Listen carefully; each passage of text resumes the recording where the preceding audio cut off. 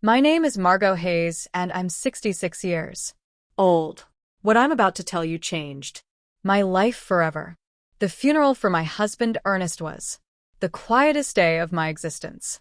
There, beside his grave, I received a message from an unknown number that sent a chill through me. I'm alive. That's not me in the casket, I replied, my hands trembling. Who are you? The response took my breath away. I can't say. They're watching. Don't trust our sons. That moment tore my soul in two. My world crumbled when I saw Charles and Henry, my own sons, standing by the casket with strangely calm expressions. Something was wrong. Their tears seemed forced, their hugs as cold as ice. For 42 years, Ernest had been my partner, my refuge, my reason for living. I met him when I was 24 in the small town of Spring Creek. We grew up on the same dusty back roads, sharing modest dreams. I cleaned houses to support my sick mother while Ernest repaired bicycles in a small shop he inherited from his father. We were poor, but we were happy. We had something money couldn't buy. Real love. I remember the first time he spoke to me. It was a Tuesday morning. I was walking toward the market in my faded green dress and worn-out shoes. He stepped out of his shop with grease-stained hands and smiled at me with a shyness that made me fall in love with him instantly. "Good morning, Margot," he said in a soft voice. "Need me to check out your bike?" I didn't own a bike, but I came up with an excuse just to talk to him. That conversation turned into dates under the big old oak tree in Town Square Park, then into promises of eternal love, and finally, into a simple wedding full of hope.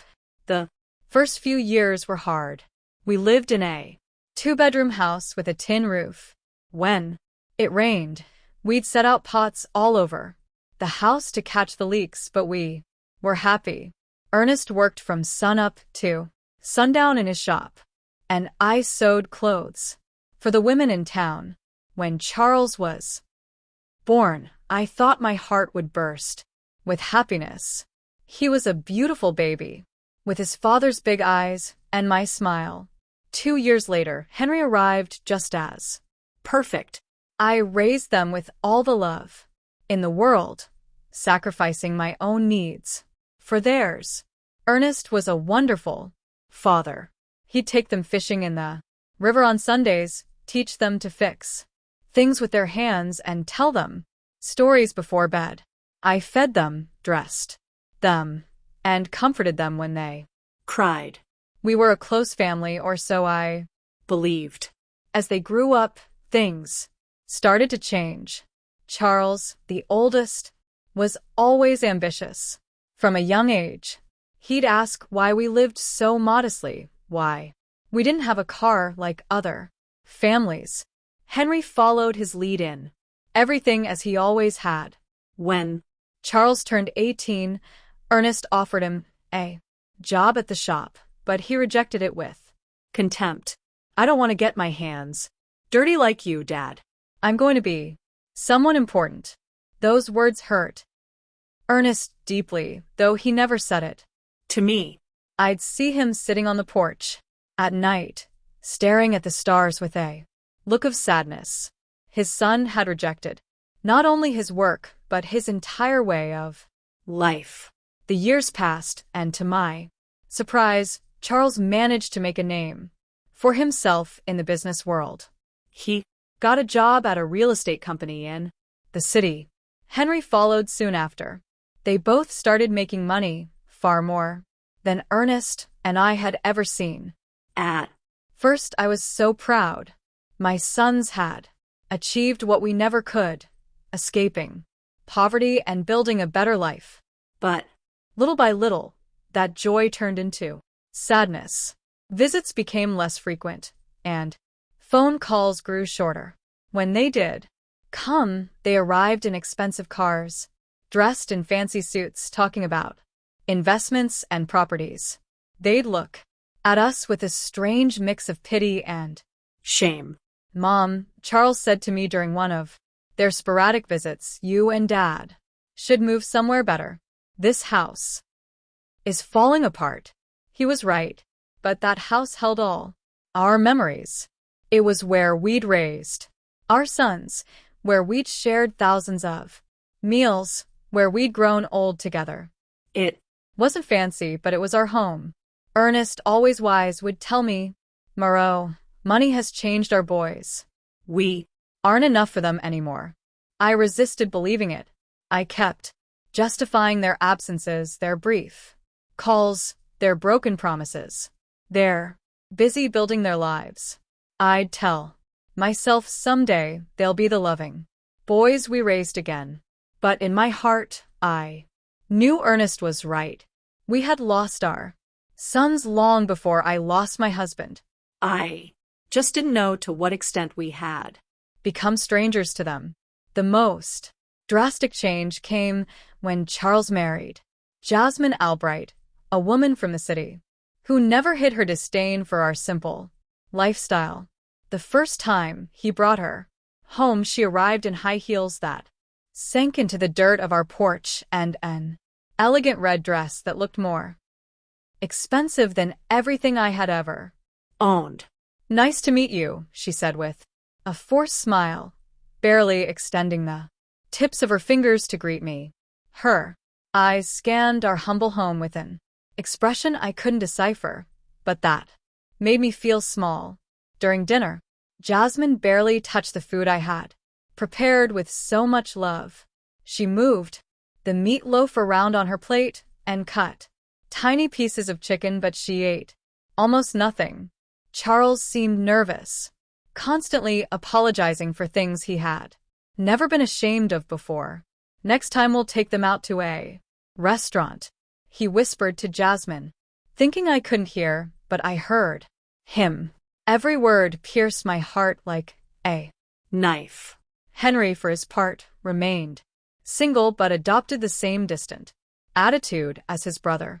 His visits were limited to special occasions, and even then he always seemed to be in a hurry To leave. He was constantly on his phone closing deals even during our conversations. Mom, I have to go, he'd always say. Before it was time. I have an important meeting early tomorrow. Family Sundays became a distant memory.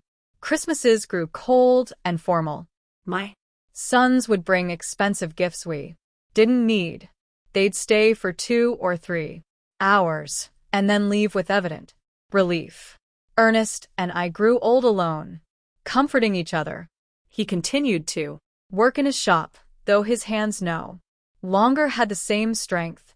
I Continued with my sewing, but my eyes weren't the same. We made do with our small income, proud not to ask for anything from our successful sons. do You know what the saddest part is, Margot?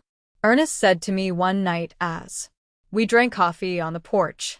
It's not that they have money, it's that the money has made them believe we aren't important anymore. He was right as Always. My sons hadn't just changed financially, they had changed in their hearts. We were no longer their beloved parents. We were an uncomfortable reminder of a past they wanted to forget. Things got worse when Charles bought a $200,000 house in an exclusive neighborhood in the city. Henry did the same soon after, investing in a luxury condo that cost $150,000. Suddenly, our sons were owners of fortunes we couldn't even imagine. you Should sell this house and move into a retirement community, Jasmine suggested during one of her rare visits.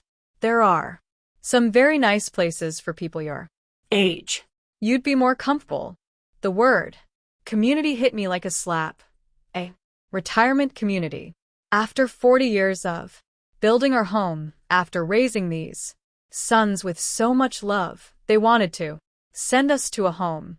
We don't need a home, Ernest replied with the dignity that always characterized him. We're fine here in our house. But I saw the expression on Charles and Henry's faces.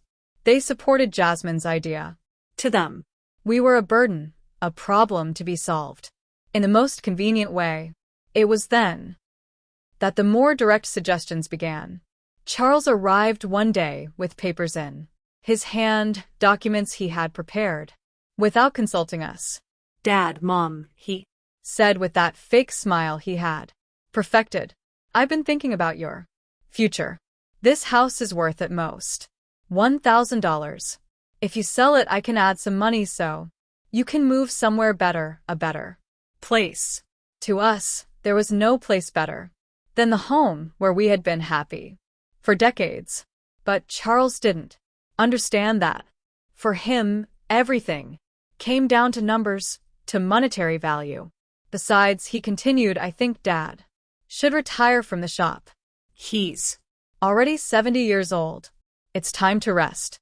Ernest looked at him with infinite sadness. Son, working isn't a burden for me. It's What keeps me alive, what gives meaning to my days. But you could get hurt. Henry insisted, backing up his brother, as he always did. at your age and Accident would be very dangerous. there. Words sounded caring, but I sensed something more behind them, an impatience, an urgency I couldn't fully Grasp. The following months were tense. My sons increased the pressure for us to sell the house. They brought real estate agents without telling us. They had it appraised without our permission. They Even began to talk about what would be best for everyone. Look, Charles said to us during one particularly uncomfortable dinner. Jasmine and I have decided to have kids. soon. We'll need help with the expenses. If you sell the house and move to a smaller place, that money could be an early inheritance. An early inheritance? He was asking for our inheritance while we were still Alive. The audacity of the request left me speechless. Nest remained calm, but I saw his jaw tense. Son, when your mother and I die, everything we have will be yours. But while we're alive, our decisions are our own.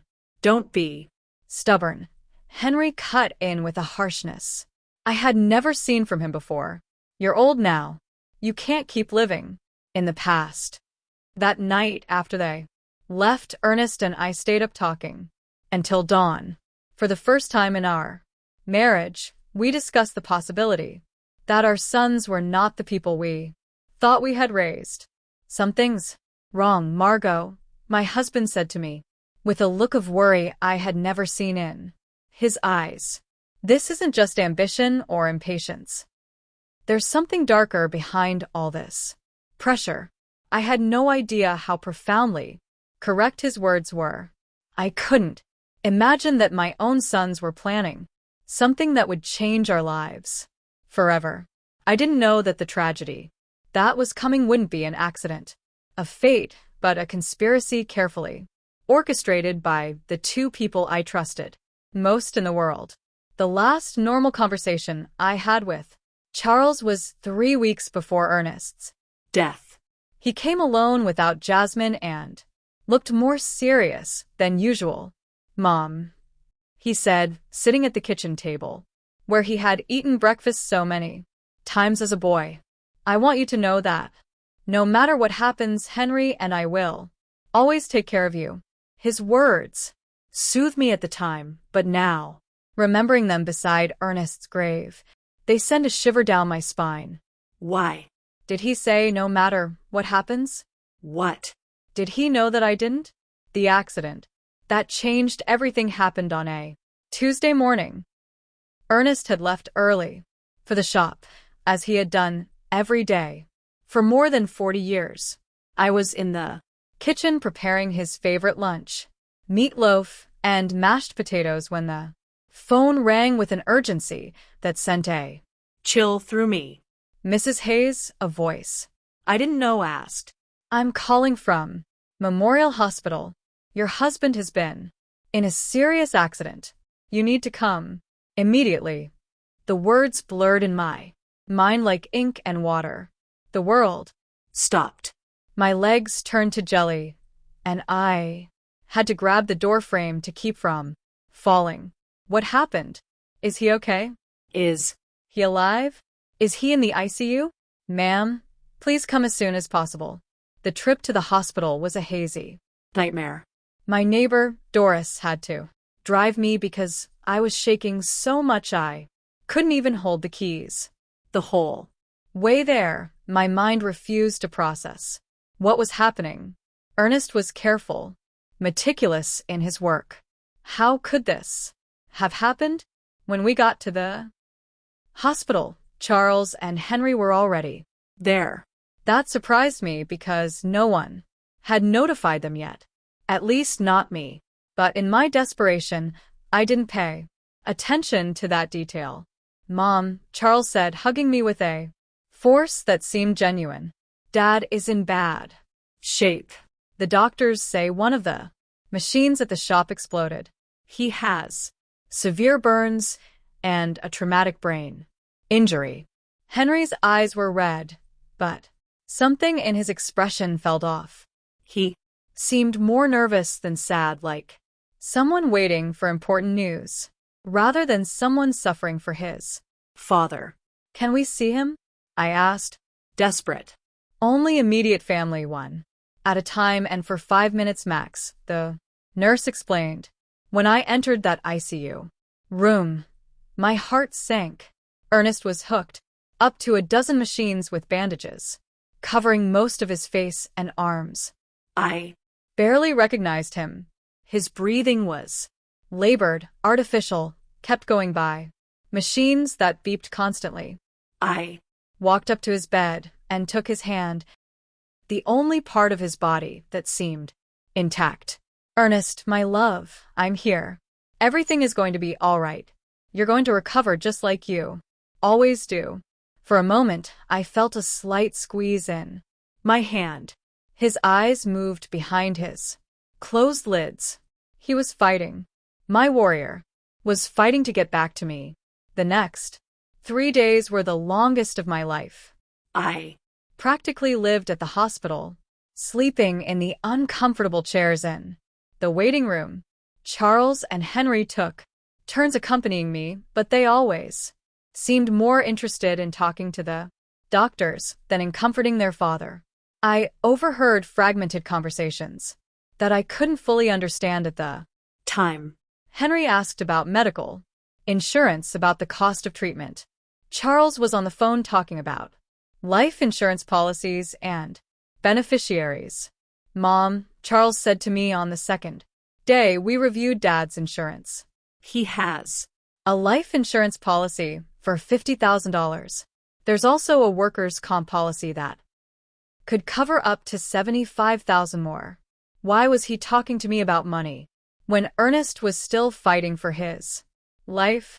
Why was he worried about insurance instead of his father's recovery? I don't care about the money, I responded harshly. I just want your dad to get better. Of course, Mom, he said, but I saw something in his eyes that I didn't like. A coldness, a calculator working, while his father lay dying. On the 3rd day, the doctors gave us the most devastating news of my life. Dr. Patterson, an older man with a compassionate expression, gathered us in a small office. Mrs. Hayes, he began softly. Your husband's condition is critical. The burns have become infected, and the head trauma is more severe than we initially thought. We have to be realistic about his chances. What does that mean? I asked, though my heart already knew the answer. It means we need to prepare for the worst. Your husband is in an induced coma. We could keep him alive indefinitely, but his quality of life, well, it's highly unlikely he will ever regain consciousness. My world fell apart around me. 42 years of marriage, an entire life built together. And now they were telling me it was all fading away like smoke. We want to try everything, I said through sobs. No matter the cost, no matter how long it takes. But Charles exchanged a look with Henry. That deeply unsettled me. Mom, Charles said in a voice that tried to sound understanding. We have to be practical. Dad wouldn't want to live like this. He always said he never wanted to be a burden on anyone. A burden. I exploded with a fury. I didn't know I had. He's your father. He's not a burden. He's the man who raised you, who worked his whole life to give you the best he could. We know, Mom, Henry chimed in, but we also have to think about you. the medical bills are going to be enormous. They could wipe out all your savings. Again, money. Always money. My husband was dying and they were calculating costs. That night, alone in the hospital room, I took Ernest's hand and spoke to him as if he Could hear me. My love, I don't know what to do. The doctors say there's no hope, but I can't let you go. I can't imagine my life without you. It was then that something happened that still gives me goosebumps. His fingers moved slightly, squeezing mine with a force that was almost imperceptible. His lips moved as if he were trying to say something, but no sound came out. I Called for the nurses, desperate. He's Reacting. He's trying to talk. But by The time they arrived, Ernest had returned to his previous state. the Nurse checked the monitors and shook her head. Sometimes there are involuntary muscle spasms, Mom. It doesn't mean he's conscious. But I knew what I had felt. Ernest had tried to communicate with me. He had fought to tell me something important. 2 days later, in the early hours of Friday morning, the machine alarms went off. Lights flashed. Nurses rushed to Ernest's room. I was dozing in the hallway when the noise woke me up. No. No, I screamed, running toward the room. The doctors worked for 40 minutes, trying to resuscitate him, but it was useless. At 4:37 in the morning, Ernest was officially declared dead. The pain I felt in that moment was physical, as if My heart had been ripped from my chest. I collapsed by his bed, hugging his still warm body, refusing to accept that he was gone forever. Charles and Henry arrived at the hospital an hour after their father's death. They seemed prepared, as if they had been expecting the call. They brought papers, documents, and phone numbers for funeral homes. We already talked to the Spring Creek funeral home, Charles said to me while I was still crying inconsolably. They Can pick up the body this morning. We Also contacted the insurance. Henry added, the claim process is already underway. How could they be so efficient, so organized, so cold just an hour after losing their father? Something was wrong, but my grief was so intense that I couldn't think clearly. The funeral was scheduled for the following Monday. Charles took care of all the arrangements without really consulting me.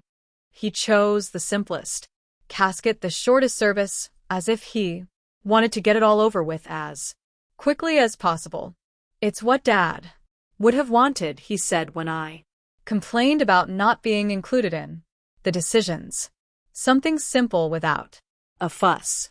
But Ernest deserved better than this indecent rush to bury him and forget. The day of the funeral arrived, cloudy and cold, as if the sky itself were crying for Ernest.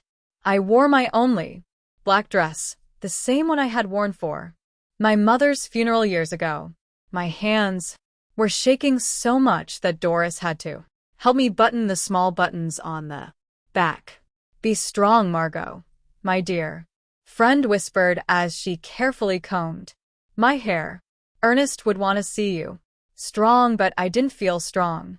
I felt empty, like a shell without a soul. 42 years of marriage can't be buried so easily. Every object in the house reminded me of him. His coffee mug on the table, his tools on the porch, his pillow that still held his scent. When we got to the cemetery, I was surprised by how few people had attended. I Expected to see more of Ernest's coworkers from the shop, more neighbors, more acquaintances, but it was only Charles, Henry, Jasmine, Doris, me, and the pastor. For a man who had lived 70 years in the same town, who had helped so many people, the funeral seemed strangely empty. "Where are the guys from the shop?" I asked Charles. "We didn't want to bother anyone," he replied quickly. "Dad was a private person. He would have preferred something intimate." But that wasn't true. Ernest loved his community. He cared about his neighbors. He would have wanted them to come say goodbye. Why had Charles decided to make everything so secretive, so rushed? During the service, I watched my sons with a strange emotional detachment. Charles had a solemn expression appropriate for the occasion, but his eyes constantly darted toward his watch. Henry seemed restless, as if he had more important things to do. Jasmine discreetly checked her phone behind her black veil. This was how they were saying goodbye to their father, with impatience and distractions. The pastor spoke about eternal life, about well-deserved rest, about reuniting with God. His words felt hollow in my shattered heart. I didn't want Ernest to rest in peace. I wanted him to come home with me, for us to keep growing old together, for us to keep drinking coffee on the porch every evening. When it was time to throw dirt on the casket, my legs refused to hold me up. Doris had to support me as I sobbed uncontrollably. The sound of the dirt hitting the wood was final, conclusive, hopeless. It was at that exact moment, standing by my husband's grave, that my phone vibrated. A text message from an unknown number. "I'm alive." That's not me in the casket. My heart stopped. The letters danced in front of my eyes as if I were hallucinating. I was losing my mind from the grief. With trembling hands, I replied, "Who are you?" The answer came immediately. "I can't say. They're watching. Don't trust our sons." The phone fell from my hands as if it were burning. Doris bent down to pick it up, but I stopped her abruptly. I couldn't let anyone else see those messages. Not until I understood what was happening. "Are you okay, Mom?" Charles asked, approaching with a worried expression. I stared at him, trying to find some clue on his face. His eyes seemed sincere, but now every gesture, every word, every expression felt suspicious. "I'm fine." I lied, putting the phone in my purse. "I just need to go home." On the way back, I couldn't get those messages out of my head. Was it possible that someone was playing a cruel joke at the worst moment of my life? Or was there really a possibility that Ernest was alive? But if he was alive, who had we buried? And if he wasn't alive, who knew enough details about our lives to write something so specific about our sons? That night, alone in my house, which now felt like a tomb, I reviewed every detail of the last few days. Ernest's accident had been strange from the beginning. According to Charles, a machine had exploded in the shop, but Ernest knew every screw and wire in that place. He was meticulous about maintenance, obsessive about safety. Plus, how had my sons gotten to the hospital so quickly if no one had notified them? The hospital had called me first. I was the emergency contact. How did they know about the accident before I did? And then there was the money. From day one, Charles and Henry had talked about insurance policies and beneficiaries as if they had been waiting for this moment, preparing for it. I decided to check Ernest's papers. In his old wooden desk, he kept all his important documents in a metal box. Insurance policies, the deed to the house, shop documents, everything was There. I found the $50,000 life insurance policy that Charles had mentioned, but there was something I didn't remember. The policy had been updated just 6 months earlier, increasing the coverage from $5,000 to $50,000. Why had Ernest increased his life insurance? He had never mentioned that. Change to me, and more importantly, who had suggested he do it? I kept looking and found something even more Disturbing. a workers' comp policy that I didn't know about, purchased just 2 months before his death. $5,000 in case of accidental death on the job. $15,000 in total. A fortune for a family like ours, but also a fortune tempting enough for someone without scruples. My phone Vibrated again. Another message from the same unknown number. Check the bank account. See who's been moving money. This time, I didn't hesitate. This person, whoever they were, knew too much to be a prankster. They knew about the Insurance. They knew about my sons. They knew details that only someone very close to us could know. The next day, I went to the bank where Ernest and I had kept our account for 30 years. Mrs. Thompson, the manager, who had known us forever, greeted me with sincere condolences. Margot, I'm so sorry about Ernest. He Was a good man. Thank you, Mrs. Thompson. I came to check our accounts. I need to understand our financial situation. She showed me the bank statements from the last 6 months. What I saw froze me. Over the past 3 months, large withdrawals had been made from our savings account. $1,000 in January, $3,000 in February, $4,000 in March. Money that I didn't know had been moved. Who authorized these withdrawals? I Asked, my voice trembling. Your husband came in person, Mrs. Thompson explained. He said he needed the money for repairs at the shop, but I kept the household accounts. I knew exactly how much money we had and what we spent. Ernest had never mentioned expensive repairs at the shop, and we definitely had never talked about withdrawing thousands of dollars from our savings. Do you have the signatures for those withdrawals? I asked. She Showed me the receipts. indeed it Looked like Ernest's signature, but something about the handwriting seemed off. It was too shaky, too uncertain for his usually firm, clear script. Mrs. Thompson, I asked with my heart pounding, did he come alone to make these withdrawals, or was someone with Him? She thought for a moment. Now that You mention it, I think he came in with one of your sons once or twice.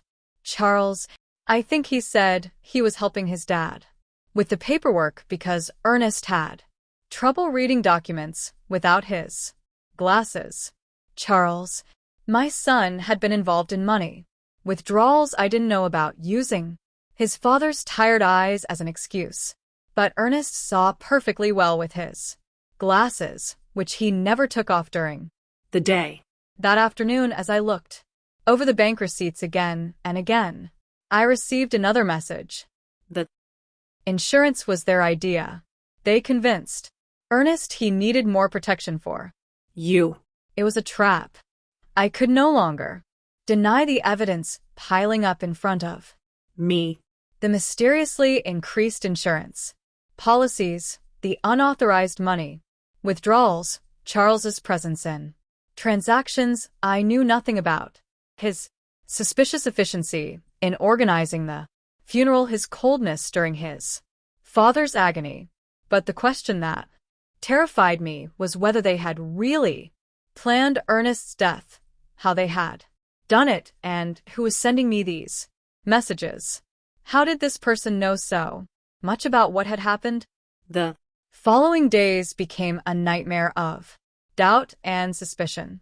Every one of Charles's smiles, every one of Henry's hugs, every word of condolence felt like a mask hiding something sinister.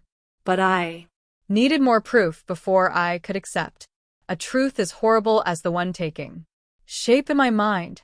My phone kept receiving messages from the mysterious number. Go to Ernest's shop. Look in his desk. There are things you didn't see. I Decided to go to the shop for the first time since the accident. Charles had said a machine had exploded, but when I got there, I found something completely different from what I expected. The shop was strangely clean, too clean to have been the scene of an explosion.